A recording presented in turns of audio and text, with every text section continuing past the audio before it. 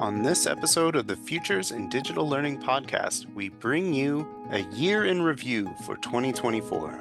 Join us as we talk with Lisa Elfring and Melody Buckner and look at the hot topics from the past year, as well as taking a look ahead to what's to come for education.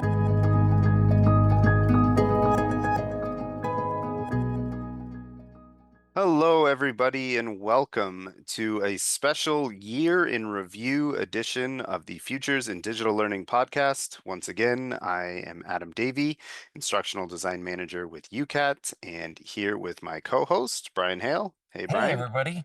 Thanks for hanging out with us all of 2024 and into 25. Yes, and we are delighted to have Lisa Elfring and Melody Buckner here as our guests today. They are our leaders supreme here at UCAT, and we enjoy chatting with them on a yearly basis to find out what's been going on this year and what's on the horizon for next year. Like, what can we look forward to? So, Lisa and Melody, welcome, and thank you for joining us. Thanks for doing this. It sounds like fun. I'm not sure I've done one before, Oh, so I'm very well, excited. well, you're in for a treat. Yeah. So we have a lot of fun with these, and you can be sure that there will be some probably food puns or food references at some point in the podcast. So be prepared for that. And so let's get started. Looking back on 2024, in the world of education, what has stood out to you as being a kind of a recurring trend throughout the year? So this is Melody. Yeah, I think the big thing, and no one is going to be surprised by this, is artificial intelligence, Hmm. AI. It's Yeah. just everywhere. It's to the point where I'm like, okay, I'm over it. Can we just move on? It's part of Yeah. our lives now. Let's not keep stressing about it. We need to be aware of it and figure out how we're going to move forward in an ethical way that's going to benefit us and not hurt us. But it's just going to be as my one of my favorite words. It's kind of going to be ubiquitous, and it's going to be everywhere. So that's the biggest thing I've seen in 2024. That come it was here in 2023. It just had kind of just was creeping in, but 2024 seems like it was its big debut. Yeah, I agree with that totally. I have a question now. Because it's so ubiquitous, do you think it's going to be a quick dying trend? People are just going to be over it and not want to engage with it, not want to use it. And That's a good and then that question. might shift AI to another angle of use or something.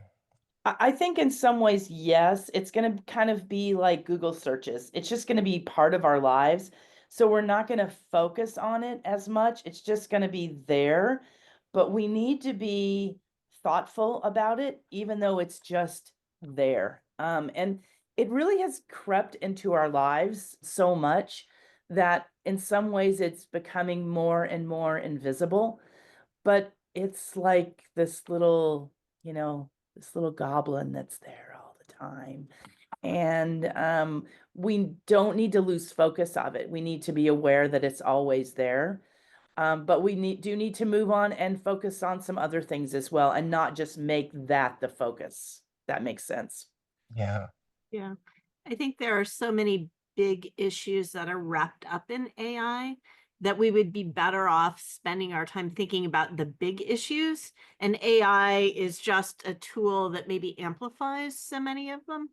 So things like privacy and ethics and Mhm. intellectual property and, reliability of sources and those kinds of things. Each of those is much bigger than AI, but AI gives us tools that if we don't use them thoughtfully, they can maybe amplify some of the challenges. So I want to give an analogy because I just got Mhm. this brand new car, and it's a hybrid car, and it's a very sophisticated car. I think it's smarter than I am. It's got lot of AI stuff in it. I was driving it to Phoenix this weekend just to test it out. And if I'm over a certain speed, it won't let me change lanes without putting Oh. on the turn signal. It kind of forces me back into my lane. It thinks I'm drifting, kind of, Mhm. and so it's making me a better driver, because now when I'm at high speeds, I need to put on my turn signal. I need to be very aware that I'm just not, slinging around the road. But it's also something that I'm like, oh, I kind of wish I could turn that off. But, I'm glad that it's there. And so I think if we like put this to education, I think it's that same thing. It's going to be something that kind of tries to keep us in our lane, kind of keep us safe, but sometimes we don't want to just be like, can I just turn this thing off and just get to Phoenix or get to where I want to go without these kind of AI parameters or framework. But I think that's how it's going to become. It's going to be one of those things where it's all around us, it's helping us, but we also have to be aware that, it's there, and all the things that Lisa said about the ethics of it and the responsibility that we have around privacy and security. How do we have these bigger conversations, right, about these things, privacy, security, intellectual property, right? How, before it just becomes wrapped up in our everyday lives without us thinking about it, how do we get ahead of that with the students and with faculty? I think I think it needs to be intentional, and it needs to be clearly described as something that is going to go past your concern about whatever it is, and sort of, it's not just going to be about AI in whatever it is. Let's talk about the bigger issue. Mhm. And then let's get lots of different stakeholders who have a stake in it, including students. I think most of these conversations need to include Mhm. the student perspective, because if not, we're kind of in an echo chamber. Yeah. Yeah, I remember a year and a half ago, I went to a conference on AI, and we were talking about policies around AI, and we have the big P and the little p. And this, of course, was when AI was very new, because it was a year and a half ago when we were thinking about how we were going to really handle this on our campuses. And a lot of people said, oh, people want policy. They want to have like kind of like driving in your lane with that, Hmm. with my Yeah. car. They want to have those bumpers.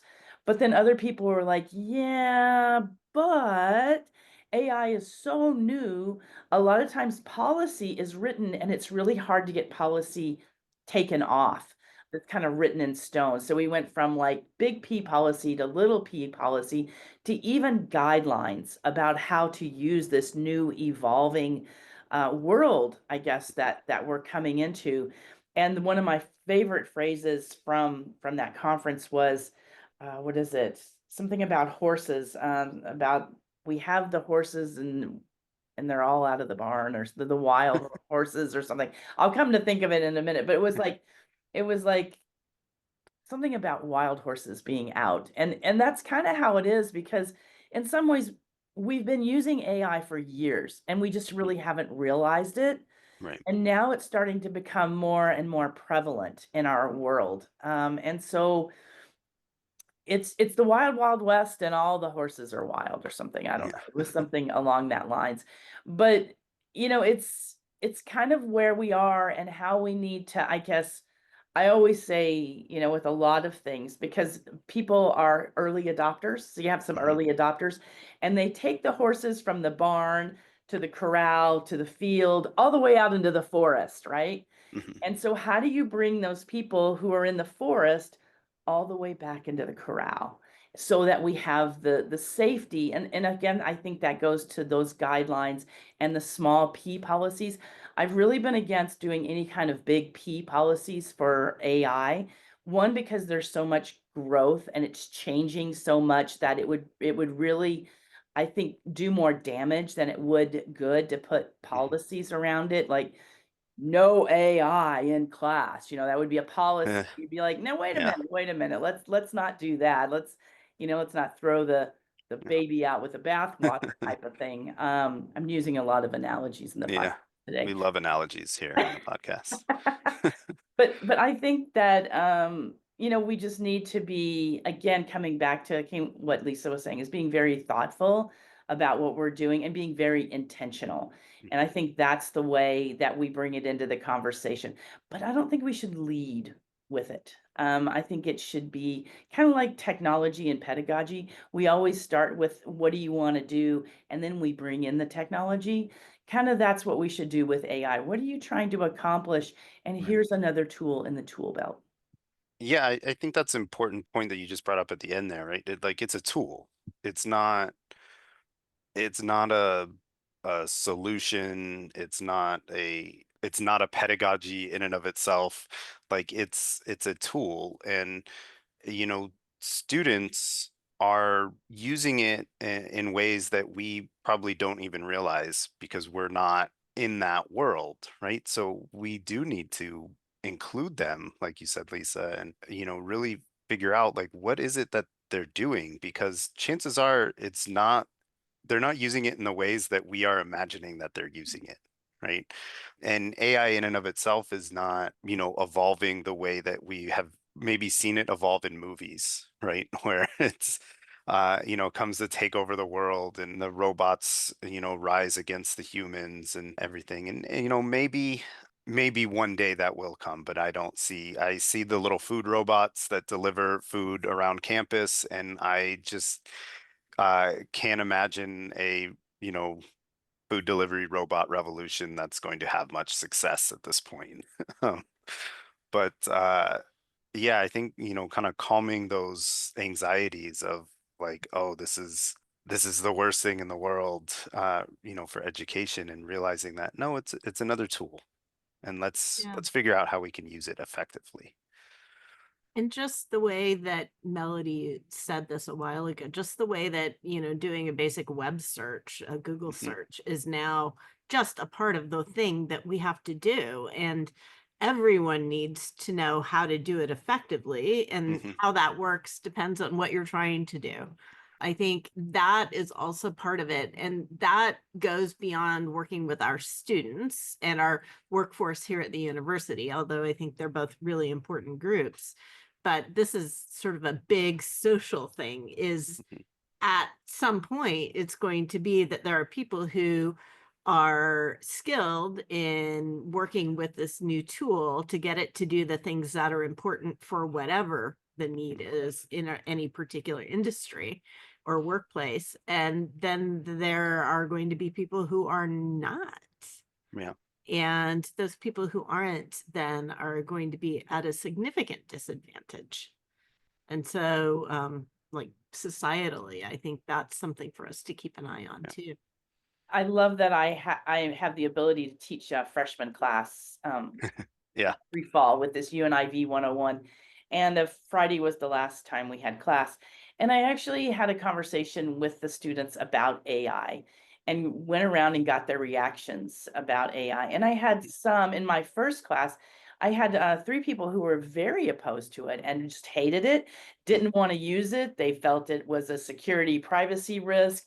They thought it was stealing information. They were just like Hmm. really very emotionally you know, reactive to Yeah. AI. I was like, wow, that's interesting. And then, then my next class came in and they were like, oh, we're really energized by it. We like to have conversations with it. We really see it as a tool.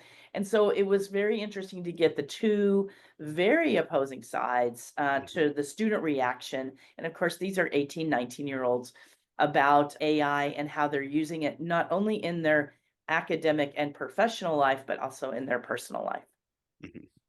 When Yeah, it is I'm interesting to have those conversations with the freshmen. I've had similar ones in my course too. So, and sorry, Brian, to cut you off. Go for it. No, no, I all I was going to say was when I am talking to my instructors and putting together a course and I bring up, "Hey, do you want to throw some AI in there and see what you can do with it, what the students can do with it?" I take the approach of a cooking show like on Food Network. There it You is. know, they're still dicing onions by hand. You never see them use a microwave.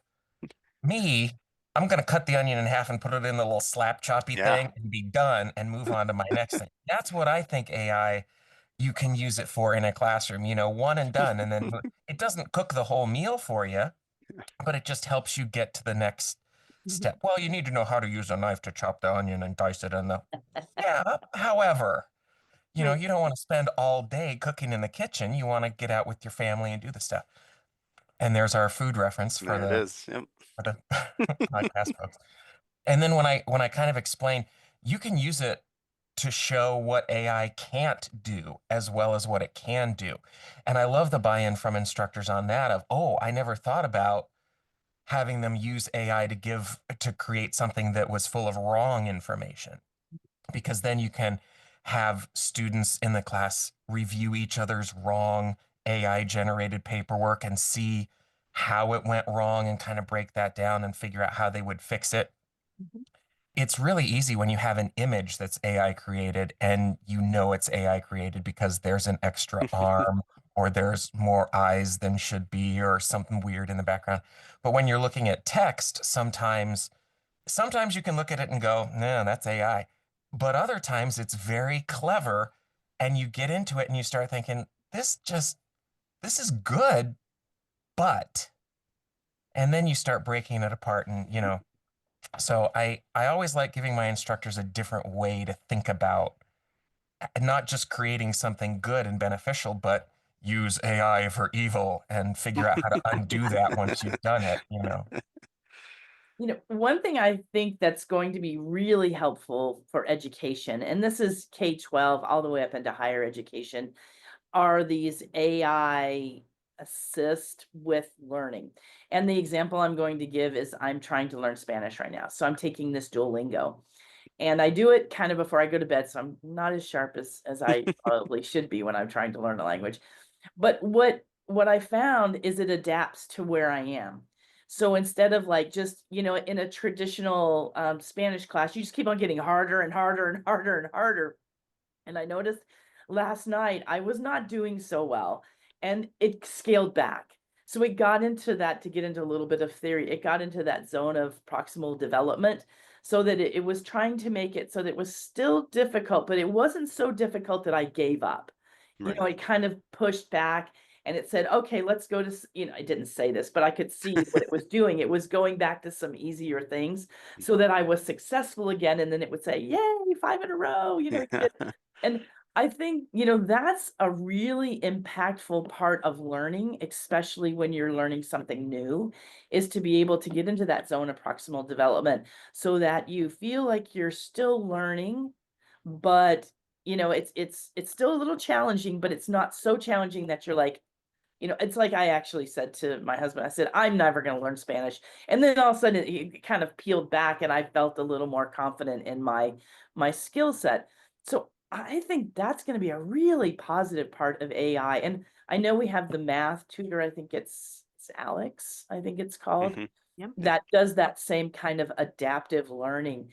And that's going to be pivotal. Yeah. I think it's going to get more sophisticated, and that's really going to help us, especially with those foundational learning that need to happen so that we can build up to the higher order of thinking. And I'm excited about that.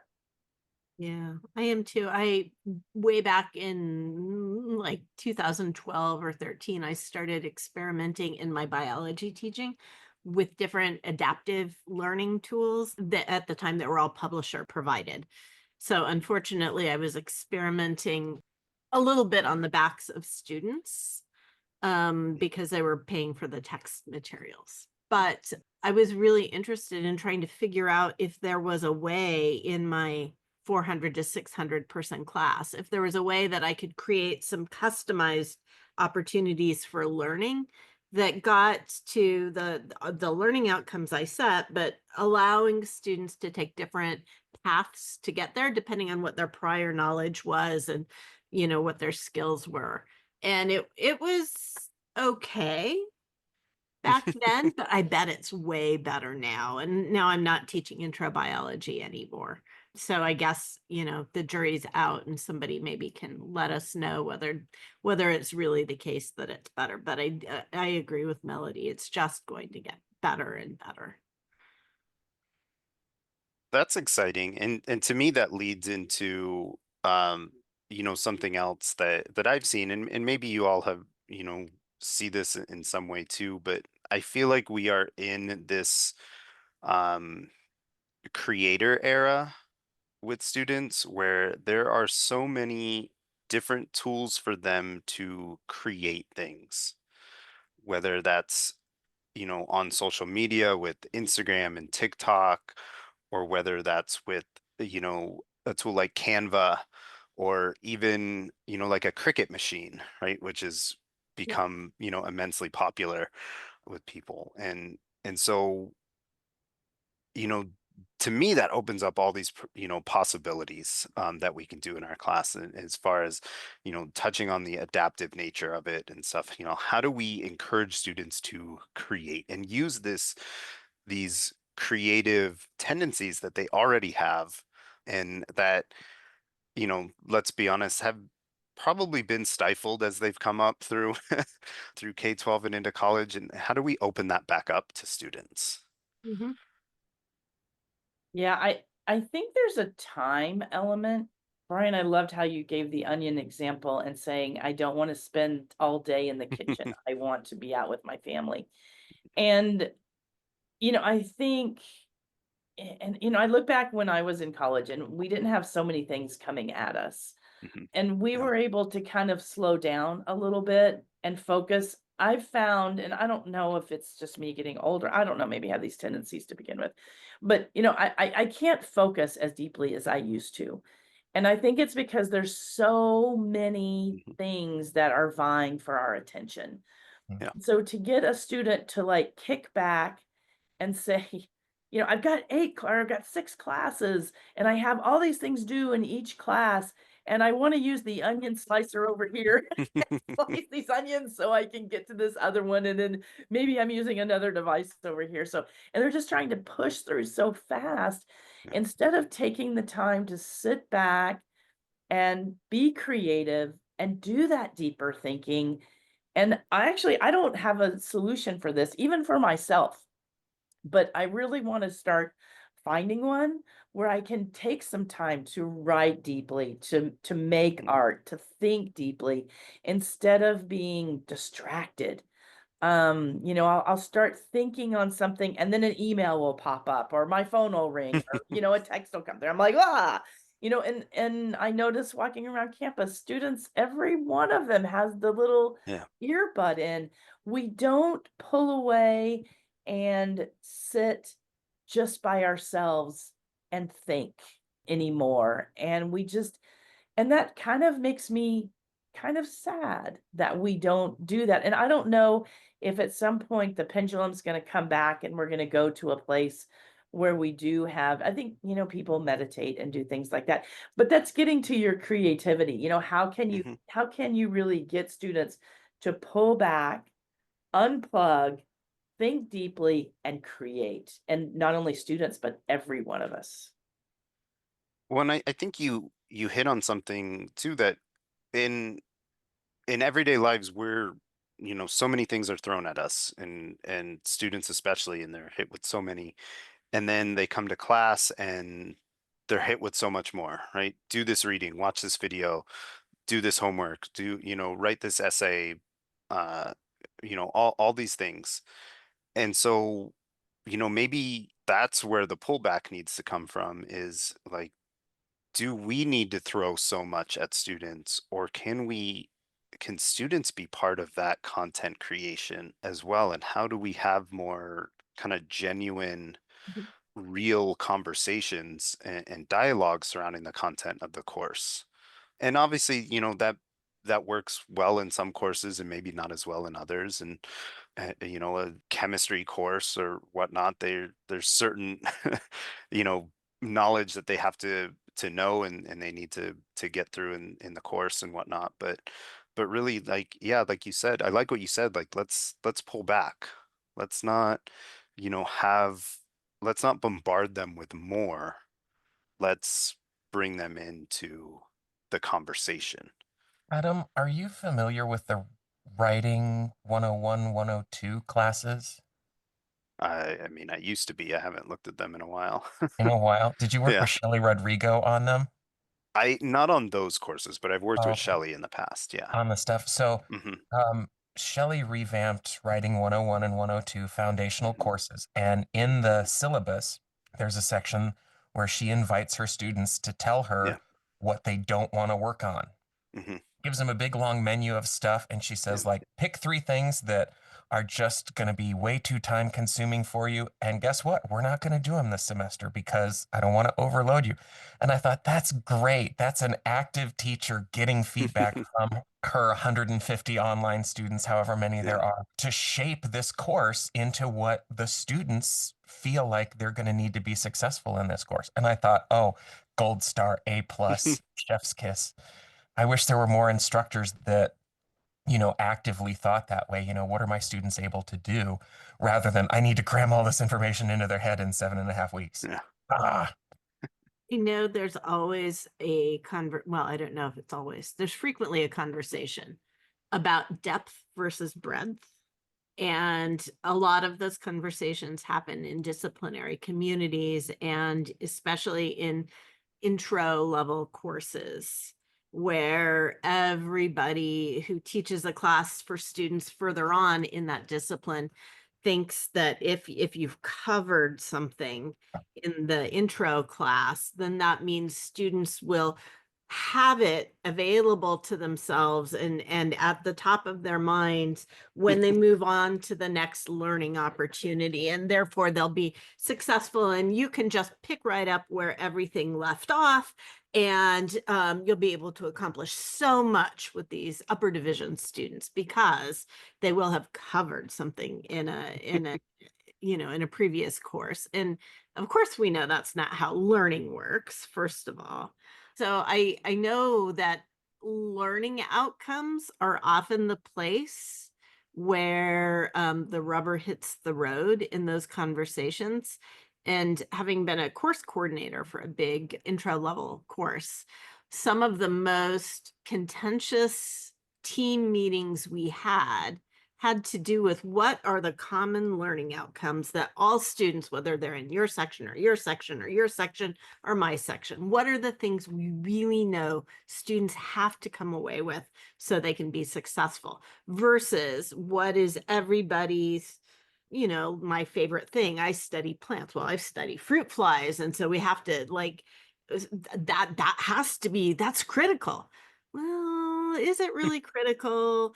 And I think there's this idea that I don't think we have much experience with in a lot of our higher ed learning settings, but this idea of a curriculum as a spiral where it comes around and students gain some knowledge, but then things are going to come around again. And every time it comes around again, students can deepen their knowledge a little bit, and you don't have to have every single thing packed into that course because it'll come around again and they'll get a chance later on. And so I think a more intentional curriculum design can help a lot with that. But I feel like that's where we are in a lot of our disciplinary conversations. So Brian, I absolutely agree. Kudos to Shelley and to folks who really find a way not only to have those conversations among instructors at the team level or at the department level, but she actually found a way to bring students into that conversation, which is amazing. yeah. Yeah. I love that idea of kind of learning as a spiral. And to me, it brings back a thought I had for the last few years, actually. This idea, or this world we're living in where information is at our fingertips wherever we go, right? We just open our phone and we can look for anything. And you know for so long that wasn't the case, where we had to know the information, we had to memorize it, we had to have it like in our brain. And not that we don't need it anymore, but it doesn't need to be like front and center, because we can just look it up if we're not sure, right? And I make a lot of pop culture references in my courses and things, and I realize that students, they don't retain like those references and that kind of information, right? They don't know who won Best Picture in 1984. I think, can't imagine why they wouldn't know that, but Or much yeah. care. Right, exactly. And but meanwhile, growing up, like I just soaked up all this what I call useless information, right? I'm great at bar trivia, but what does it do me now? And so thinking about that, like they don't have to lock it in necessarily, like you're saying, the first time they do it. Like it's gonna come back around and they can like refresh themselves, like, oh, what did like I sort of understand that, but what does that mean? And that's where the AI comes in as well, right? How can that help explain it a little bit more in terms that are relevant to them? And so it's that adapting to, going away from my set of encyclopedias is sitting at home and I'm somewhere else and I don't have this information readily available to now like, oh wait, yeah, I remember sort of about that concept, but let me like look real quick and see like, oh yeah, I get it now. So Um, I think I know this about Adam. For Brian and Melody, I want to know also, were you kids who read encyclopedias?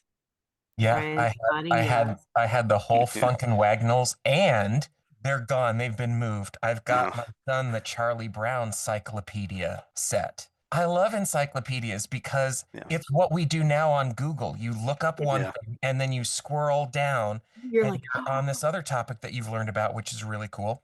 right. Then you deep dive on that and then you get another topic and then all of a sudden you're an expert in onion choppers, you know? Yeah. How about you, Melody? Yeah, I think I was. It's funny. We were pulling out a dog encyclopedia book that we had for when the dog show was on for Thanksgiving after the Macy's Day Parade. They always do the dog show. And of course, we pulled out the dog encyclopedia and it's all tattered and we've had to like tape it up because through the years we were always looking at the different types of dogs. So I guess yes, in a lot of ways. I don't remember going into the library as a kid and going to the encyclopedia area because that's how old I am. But, I don't remember doing that. But I do remember always being interested and being a kind of a lifelong learner. You know, one thing when we talk about getting students to be creators, and I love what Shelley has done, a lot of times by the times kids or students, learners get to higher education, they've been pretty successful in a passive type of capacity in their Mhm. K-12 experience. So it's a paradigm shift for them to now become participants in their learning. And I think that's something that I'm hoping that UNIV is trying to get them to do is to be more participatory in their learning journey, to say, hey, this is yours, own it. Don't let somebody else come in and tell you, but how you learn that and then Yeah. what you choose to learn. Make this your journey instead of just being a passive participant that sits in the classroom and tries to get the good grade. That's where I think, another thing that I've heard this past year, getting back to this kind of our topic, is student engagement Mhm. and really getting students to be more engaged in their learning journey. And I have to say, I'm encouraged and a little bit by our new administration. We have a new president here. That's something that happened Yeah. this past year. And he's only been here for a couple of months, but some of the things that I'm hearing that I really like is that he cares about the quality of education and about engaging students. And of course, I'm hearing this through a framework of online education because that's kind of the world where I Mhm. sit. But and Caleb, who is kind of leading the charge for Arizona Online, has been really able to have some close conversations with President Garamella, but he's just hearing that he wants quality. He's talked to Lisa about how do you train your faculty on the learning management system to make sure they know how to use it in proper ways. So I'm really encouraged that we as a teaching and learning center are going to have a little more, I hate to call it teeth, but a little more, ability to say, hey, these are the things that need to be done instead of just saying, these are recommendations. I'm hoping we're going to get to the place where we can say, these are requirements. And we're requiring this because one, we want to retain students, but we also want to make sure that students are having the best experience in the learning environment. And so how can we do that? And there's certain things that we can require our faculty to do that will help engage students and help with maybe navigation through the learning environment. So those are some things that, to get back to our original, question about the year in reflection and the positive things I see coming. These are some things that I'm really excited about as we go in to the new year. And yes, AI is going to be on the sideline, but I don't want AI to be the main showcase feature. I want us to say, hey, let's look at how can we build an engaging learning environment? How can we help our learners, journey through their path in a way that's like Lisa's describing with this spiral. I love that analogy. And we use AI to do that, but it's not like the main character on the stage, if that makes sense. Yeah.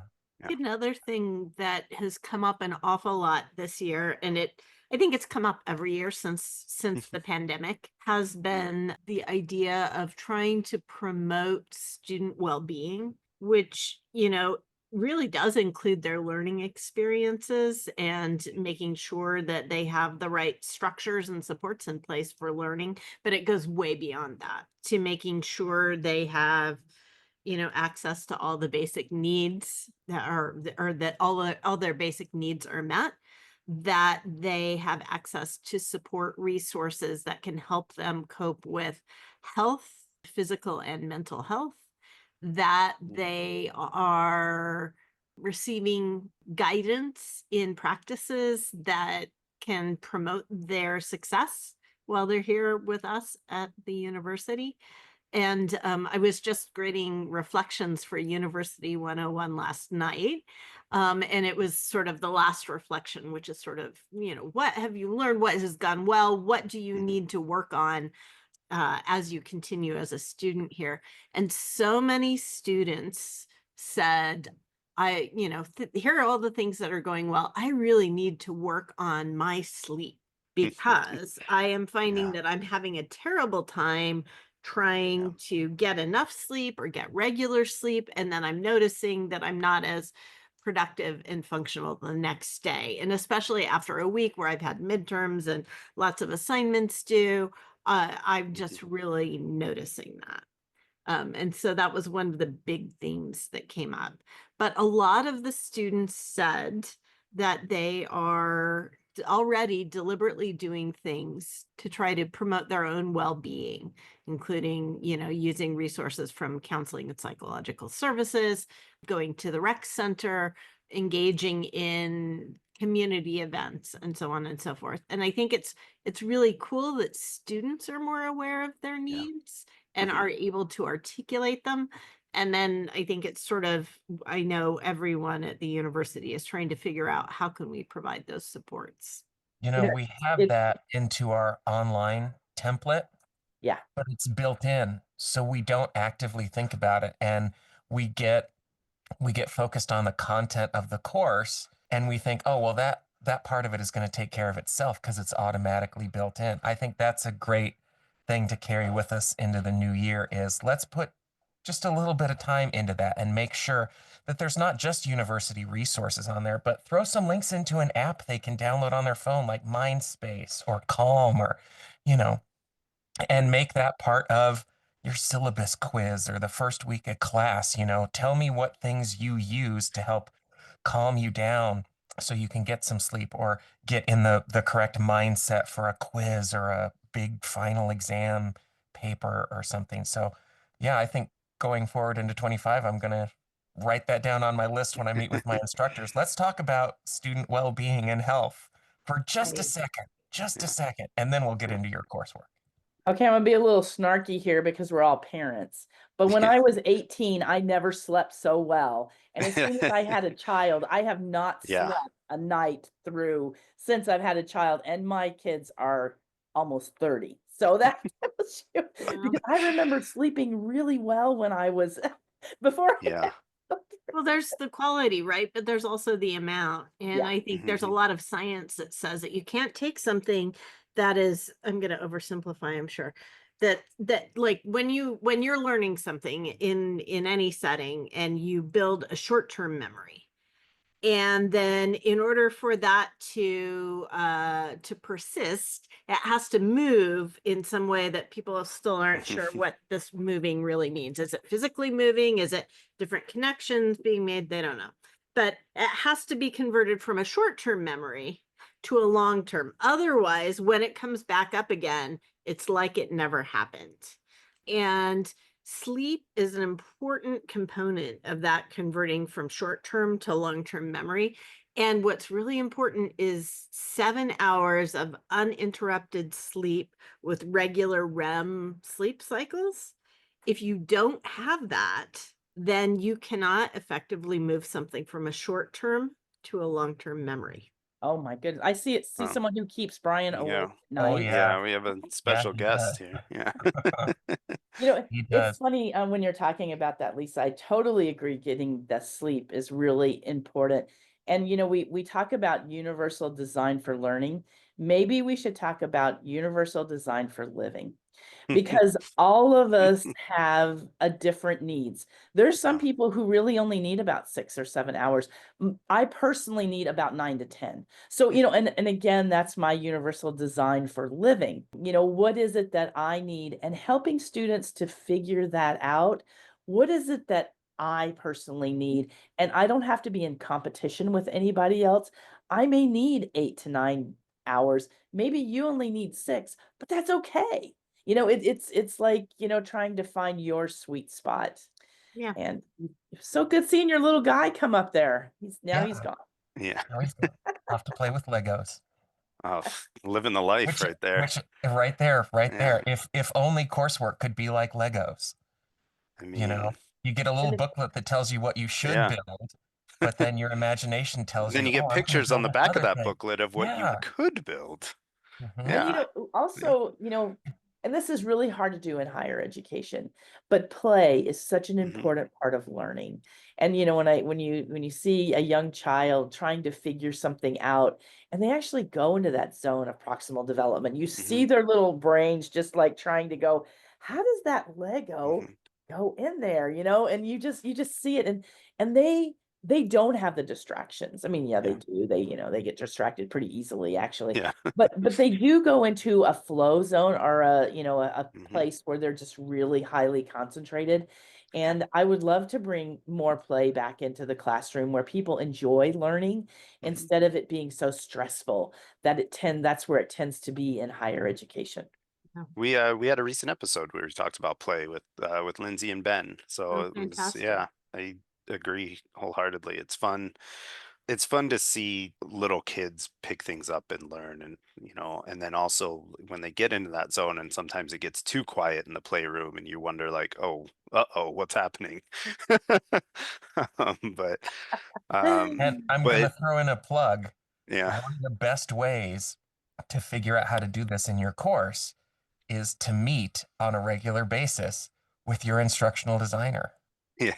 And if you don't There you have go. one at whatever university or institution you're at, you need to bug your higher ups to hire some instructional designers to help you make your coursework the best that it can be, not only for just your students, but for you as the instructor, for your peace of mind. So you're not grading 8,000 things from 400 students and you have no personal life because Right. you've got to be, nose to the grindstone grading all of this stuff. That is So, the best plug ever because, thinking about things that can make instructors' lives better Yeah. mhm. and help them be better in their jobs. And it can be Million a dollars. therapy session, right? Yeah. Yes. Yep. Yes. And Right. we're just really cool people. Like you That's probably Oh, true. want to just talk to us anyway. just Yeah. fantastic. Yeah. One of the things I think that people, if you don't have access to instructional designers, not a one-to-one substitute, if we're not talking about substituting, baking powder for baking soda, right? I'm sorry, I'm trying to work the cooking I stuff like in. it. Yeah. But it can happen if you're co-teaching a course. Yes. When you have two people coming together, each of whom have different strengths and backgrounds, and you say, we're going to build the best course possible, the two of us. It would be great to throw an instructional designer into the mix there, but not everyone has quite got access to that. Right. Yeah. Well, as we wrap up, I want to pose some things. This is something I started doing in my UNIV 101 course with my students this year. And I threw these out there, these questions as a framework for them to think about, as they progress through not just the semester, but their academic career, and to constantly kind of reflect on. And those three questions are, what are you most proud of? What has been your biggest challenge? And what advice would you give to yourself if you could go back in time? And I say it like, back to the end of the semester, so we can give a little time frame of this. So thinking about this last year, I'm going to put you all on the spot. What are you most proud of in the last year, whether it's personal, professional, anything? What has been your biggest challenge, and what advice would you give yourself if you could go back to the beginning of the year? I'm gonna jump in first Yeah. with the most proud of, because I think we started 2024. We started, 3, 4 years ago now, trying to think about how to bring two different units together to Mhm. form a new kind of teaching and learning center. And we have done that. And so Yeah. that's why we're probably all talking today. But it's been a process, and it's been a hard process in lots of ways, including emotionally, but also logistically and in terms of communication and those kinds of things. And I have felt like 2024 is the first year that I think for pretty much the whole year, I felt like we can always get better, and we will Mhm. always be working on getting better. But I felt like this was the first year where we were really acting like a single unit. Awesome. Very cool. Thank you. I think something that I've learned is that this place isn't everything. Your job is not everything. I had a lot of personal challenges this year, and being able to step back and say, I love what I do. I love my job. I love the people I work with, but they are just a part of my life. They're not everything. And so being able to step back and have some quiet times. I've now started a meditation practice. I think it's really important to unplug and push away and Yeah. just say, this is what it is. And I agree with Lisa. We've accomplished a lot together. And I absolutely love working with Lisa and all of the people I work with at UCAT. But I also have a life outside. And I want to make sure that I nurture that as much as I nurture my my professional life. So I think it's that balance that's been a challenge, but it's also been a big learning experience for me. Well, we have a great support system Mhm. with UCAT for doing just that, We and do. taking time for ourselves. And I tell people all the time, I work in the best department on campus, and it's because of the people. So, yeah. Yes. And for those of you who don't have that, as you go along your journey, look for it. I have a son who's interviewing right now, and I always say to him, hey, you're interviewing them as much as they're interviewing Yeah. you, and you have to make sure it's the right cultural fit for Yeah. you. Again, that universal design for living. How can you find the best place for you? And Yeah. I think that's Yeah. really, really important. Yeah. As you navigate life. Yeah. And you can also make on your own journey, you can make it the best place for other people. Right. Yes. That's Yeah. right. It's not just people in a certain type of position or level that do that. It's really decisions each of us makes every single day, no matter what our job is. I think Lisa and I tend to both be kind of mom figures. And I know that I do this. I know that Lisa does too. We try to shield our folks that are working for us from some of the rain that is above us. And a lot of times we don't even let people know the rain that's going on above us because, we want to have the best environment. And so if you are in leadership, that's one thing to think about is how do you make the best productive, humane environment for your people, because that will end up being just the best experience for everybody, even if you are, as a leader, having to take some rain that's coming from above. Yeah. That's good advice. All right, Brian, I'm putting you on the spot. Haven't got an answer from you. What are you proud of? What's been a challenge? Any advice? You know, every year I'm kind of proud of the same thing. And I hear that the people I work with do such an amazing job. And to be on a team that consistently delivers such great service to our instructors, our students, to each other. There are people that want to, on the team, that want to work with each other on projects because, as you said earlier, we're awesome. It's so nice, to what Melody was saying, to be part of that environment. And it makes me want to come to work every day and deliver that much more for the people that I work with, to show them, hey, we know you might be getting some rain from people in your department, but while you're working with me, you and I are going to have a great time building this course. Then your students are going to have a great time in it, Yeah. and they're going to tell somebody else about it. They're Yeah. going to tell another student. They're going to tell somebody 2 or 3 levels above you that they walk by on their way to the Right. student union, and they see the president and they go, hey, I'm taking whatever 101, and it's just the most awesome thing ever. I thought I was going to be drowning here, but the Yeah. teacher made my life easy. Yeah. And, word gets around, and it's nice to be part of a team where the word that gets around is generally overwhelmingly positive. On the flip side of that is the frustration I get when I'm meeting with an instructor for the first time and they don't like new ideas, new methodology, and just having to go, okay, let's take a step back. Let's look at your course. Let's take a minute and let's figure out how to make this thing really what you want it to be. It's your course. The world is your oyster. Let's do something amazing, and let's not worry about those other things that you don't want to worry about right now. We'll make the course good, and then we'll come back and we'll do some continuous improvement on it and make it better once you've seen the results of our work together are impacting you positively. So that's one of mine. It's a good Well, mental focus. I like that yeah, for him. I will just end here with these last like month or so has been a challenge for me because I've had like 4 or so different projects that have all just kind of come to a head at once. And that wasn't what I envisioned was going to happen this semester when I kind of took all of these things on. But time has a way of working its own magic. And so that's been kind of challenging balancing everything. And then, I saw one of our earlier episodes of the podcast got shared out on social media by someone else.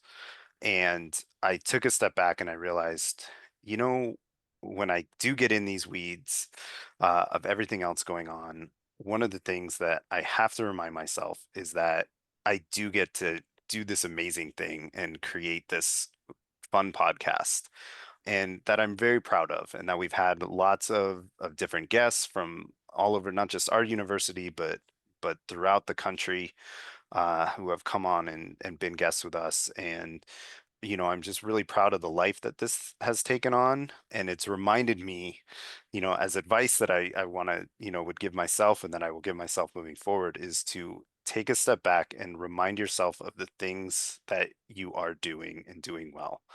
And look at those little things that you can be proud of, and that it's not all like deadlines and being overwhelmed, is that there are successes, and we need to remind ourselves constantly of those so that we can breathe. Hopefully that's a good message for everybody listening to this as we end our year in review podcast. Once again, I want to thank Melody and Lisa for joining us, and thank Brian for another fun year. And we look forward to taking this into 2025 as well. So for all you listening, thank you. We hope you had a good year as well, and continue listening to future episodes. And Thanks, thank everybody. you for all you do. Yes. Thank you. Fantastic colleagues. Well, thank you.